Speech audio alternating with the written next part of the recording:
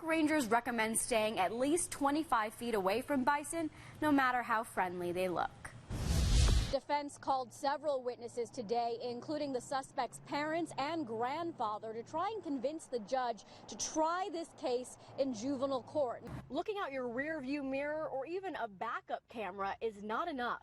Spot the Todd is teaching people to roll down both of their windows so they can hear children outside and take a look at your side view mirror before you back up. Police in Provo are looking for the suspect after a shooting overnight. Utah Congressman Chris Stewart tells Fox 13 he wants to know more about what happened during the meeting between President Trump and a Russian delegation. The Colgans realized one of their bedrooms had been vandalized. If you look closely, you can see a swastika carved right on their wall here. A bank robber covered in cosmetics and an unusual pair of porch pirates. They're among the suspects featured in this week's Wanted with Scott McCain. But what if the camera you bought to protect yourself and your family is being used by strangers to spy on you? Here's Fox 13's Kirsten Nunez. The state's top court says a man accused of raping 4 women in 2011 will be allowed to withdraw his guilty plea. Layton police have cracked a huge case that involves nearly 24 victims, and they call this crime boogling. Boogling? Yeah. And while the victim was sitting here at the wheel, one of the suspects held a knife to her throat while the other one went around the car and grabbed her purse from the passenger seat. With the mixture of snow and wind, it looks like you're going at light speed in Star Wars. Yeah, when that's blowing right at you. It's not fun to drive in that. Supporters of cannabis to treat medical conditions are laying the groundwork to take it to the voters.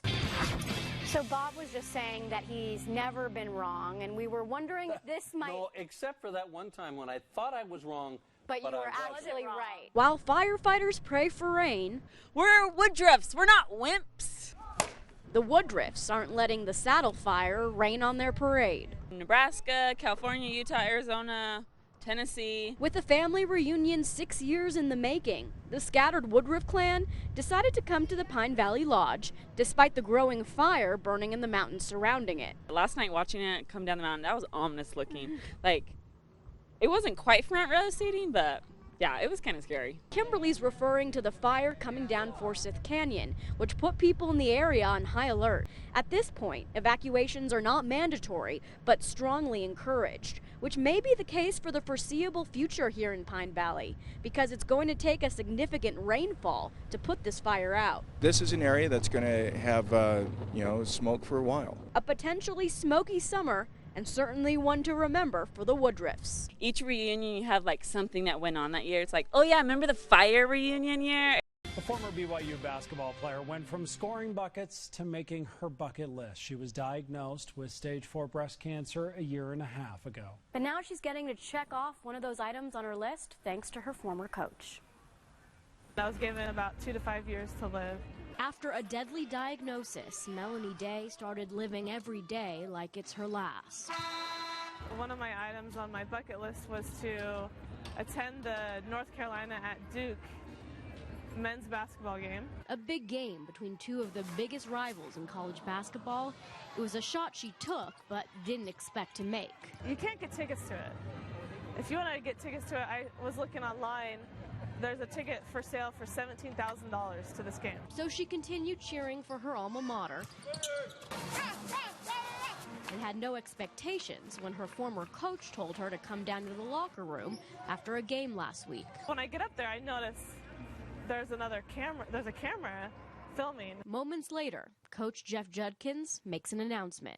Mel, we're going to send you to the Duke, North Carolina game. Her former coach had put in a call to the coach of Duke and explained Melanie's situation.